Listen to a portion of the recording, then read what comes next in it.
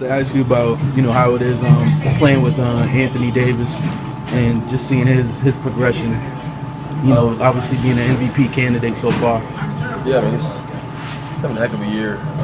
He's just continuing to improve and get better, and I think he's just taking that challenge.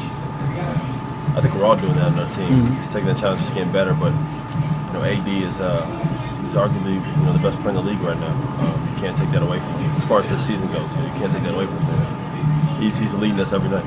Can you talk about y'all fighting for that 8th spot? Talk about what you all have done, and talk about what you feel the team needs to improve on. I just think we're not shying away from it. I would say we're not looking at it. We're just playing games, but we are. I think good teams are able to look at it and go compete. And I think we're growing up. We're understanding that we know OKC's coming. We know Phoenix is a good team. I think it's us three, and there's other teams. It's the West. Every team's competing. So I just think we're taking a challenge on, and we're just going out there and we're understanding that we're good enough too. Why not us? We're just competing.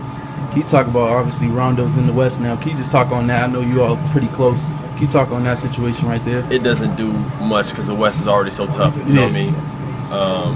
And that team was already so good anyways. Now they're even better. We saw him beat the Spurs last night, and he didn't even have the typical Rondo game. So once he gets, that's his first game. Once he gets, it'll take him about a week to get adjusted. Once he gets flowing, they're going to be really good, man. If you go by starting lineup on paper, they're the best team in the NBA. So it's just another challenge. And it really didn't do anything because they're already penciled in the playoffs anyway. We already had their already top 3 or 4 team anyway. So they go to number 2 to number 3, don't really do nothing to us. So.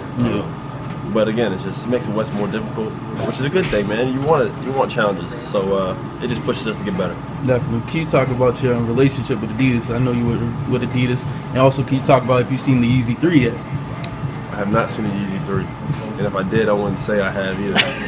So, I gotta keep it on the low, man. Yeah. But I love Adidas, man. I've actually had it's crazy. I wore Nike my whole life. I never put my foot in a pair of Adidas.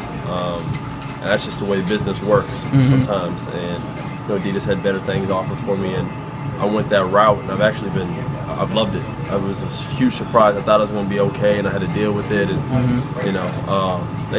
the shoes have been great. They've been comfortable, and to be honest, their off the floor stuff is crazy. They're stepping it up. They're stepping it up, man. Especially with they got the Flux now, all this ZX.